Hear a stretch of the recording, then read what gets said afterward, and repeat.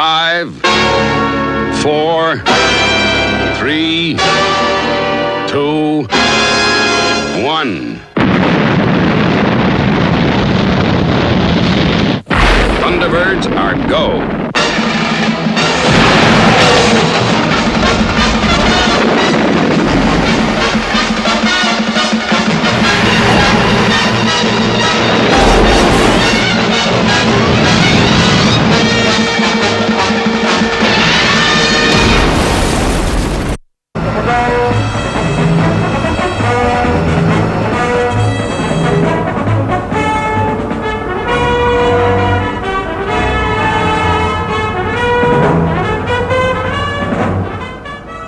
There were many actions we had to try and avoid. Walking was never very successful.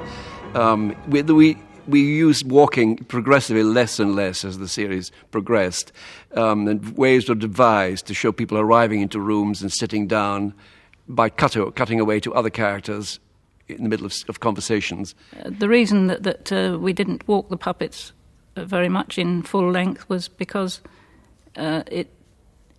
it didn't look human enough, I think, was the reason. It's all right with like a cartoon character to give it a funny sort of walk with a puppet, but with these that looked more human, you could never really get the walk to look convincing.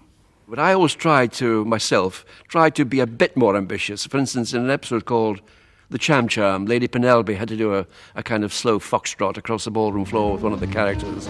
Well, it's certainly funny that our paths have never crossed before, Miss L'Amour.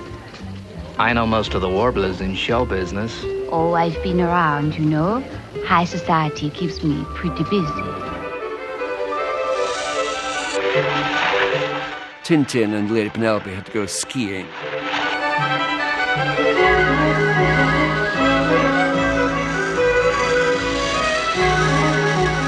And Parker had to fall down in a snowball down one of the Alps. Oh, my goodness.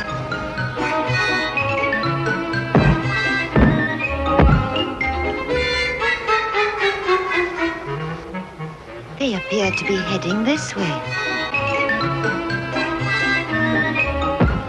Oh, dear, I'm sure this isn't doing Parker's vertigo any good.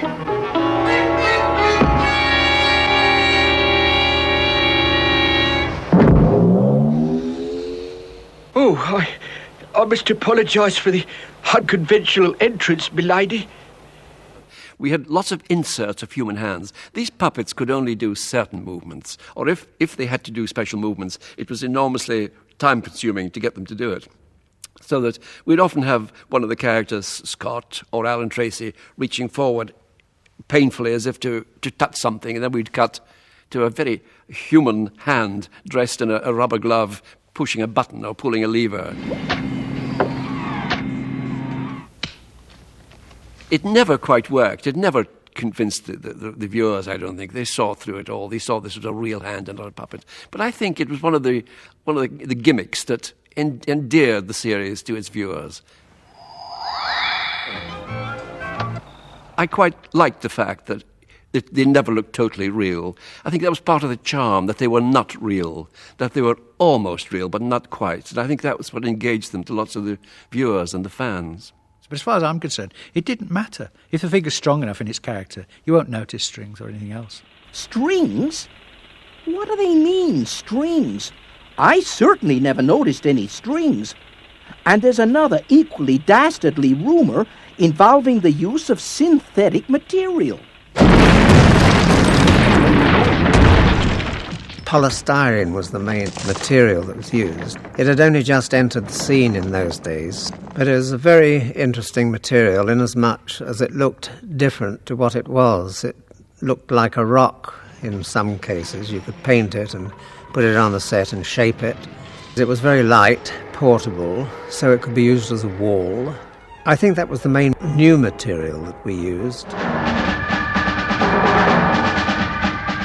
Interiors of television sets, radios, toothpaste tube tops, whatever, as long as it had wires and junctions in and looked important. You know, we made 32 episodes of Thunderbirds, at least so far. and we seem to have become rather famous all over the world. But you know, there's always one thing that's bothered me. I've always felt as British as the rain in summertime. So, how come I'm an American? When Thunderbirds was made, and indeed today to an extent, British programmes were not welcome in America. They were very, very difficult to sell in the States. And here I was making shows that were extremely expensive and needed to sell well in America to get their money back. Oh, bang on. Jolly good show. How am I doing, Penny? Oh, splendidly, Jeff. And having thought about it, I decided that we in this country are well used to watching American product. We don't resent it and we understand it. And also the subject was about modern technology, space technology and so on. So I thought, well, the best thing to do is make it as an American show. Dash clever, what? When we went to the States, yes, people believed they were American shows, bought them, and the money came back to this country and we were able to make more serious.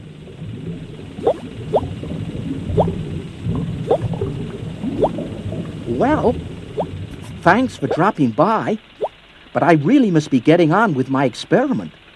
Oh, before I go, I thought you might like to have a look at some rare archive footage from the making of the Thunderbirds series.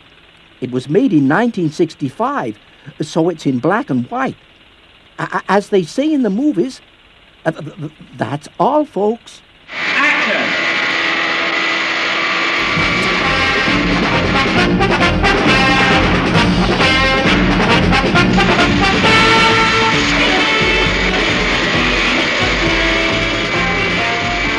And so another scene in the adventures of international rescue is shot at the AP Film Studios in Slough, the safety town. Supermarionation is a new dimension in adult entertainment, and the actors start here in the puppet workshop under the guidance of Birmingham sculptor John Brown. Heads are first made in plasticine, then moulded in glass fibre. Moving lips and eyes are added, and then the crowning glory, the hair in the latest styles. Each main character has up to 5 heads with different expressions to suit the mood. The rest of the puppet is made in a plastic and is in the perfect proportion of 1/3 human stature, with the hands and feet to suit the fitting. Any character can be made up from these interchangeable components.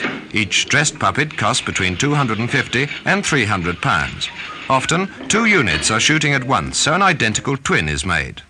Of the 4 film stages used for shooting Thunderbirds, 2 are for the special effects department under the inventive control of director Derek Meddings. Derek, how do you evolve the futuristic designs of your models? Well, usually I just start doodling on a pad, and whatever happens, that's usually what we get in the time. Sometimes we have to dress them up a bit. What limits do you put on probability? Well, there aren't any limits as far as we're concerned. We try anything, and if it doesn't work, then we usually cut round it. But 9 times out of 10, they work. There isn't any, as far as we're concerned, nothing is impossible in the special effects. How many special effects go into an episode? Well, they vary. Some, mostly, they're around about 90 per hour. Some, they range up to 105. We've had as many as 130 in a film. And then we've really got problems. What are your greatest problems in the effect line? Anything that flies. Because it's always the wires, losing the wires against cloud and blue sky. So we have to, we have secret little ways of doing it. And I'd rather not say how it's done. How do you maintain such realism? Well, we do little things that I think people they're not aware of when they look at a vehicle. But if a vehicle goes through screen, then we do a dust trail behind it. So there's always a certain amount of dust coming from the back of the truck or lorry, car, whatever it is. And then we have all the wheels sprung independently so that they get this movement and they don't just bounce up and down like a toy. And shooting at high speed, around about 72 frames, and sometimes as much as 120. That's as opposed to?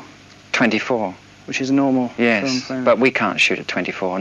There's very few shots we can do at 24 on the special effects. Even if we shoot water, we always have to shoot at 72 frames so that it slows it down just that right amount to give us the realism again. Boats, things like this, we use little gadgets on the back that give us the wake. These are the things, if they're not there, people know that something's wrong with the shot and they're not really sure what it is, but if it's there, they just accept it. It's just like using any other, or just like watching any other boat going through a picture. When you were a boy, were you fascinated by explosions? Yeah, I'm very destructive by nature. I think that's why I'm in the special effects. Backstage, there's a vast empire of scenic design and model making. Everything is custom designed and built to scale. Houses, spaceports, Thunderbird craft, vehicles down to guns and watches. After use, they're either stored for the future or scavenged for new creations. All the models are identically reproduced in various scales to suit the scene, and a perfect continuity must be maintained. It's a model maker's paradise, spoiled only by the dirtying down process needed to give realism. Every kind of material is utilized, and the ingenuity of the operatives is endless, a great challenge that adds to the appeal.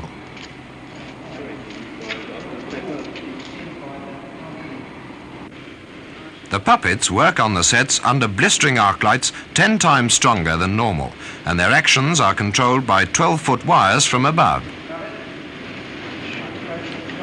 Well, son, guess you get settled down for the night. Gosh, Dad, how can I settle down in all this excitement? Well, The pre-recorded dialogue is fed through a lip-sync machine, and the word impulses are transmitted to a solenoid in the character's head, causing the lips to move in perfect time with its voice. This near-realism is synonymous with all the work done by the AP film team of over 100. You be a good boy and get up to sleep. The series is shot in full Eastman colour and is already being shown in Canada, Australia, Holland and Japan. But what is the adult appeal? The best man to answer this is Thunderbirds creator Jerry Anderson. Well, of course, this is a question I would like to know the answer to, because we very much want the films to have adult appeal. I think that it's probably the technical fascination of seeing model characters and model machines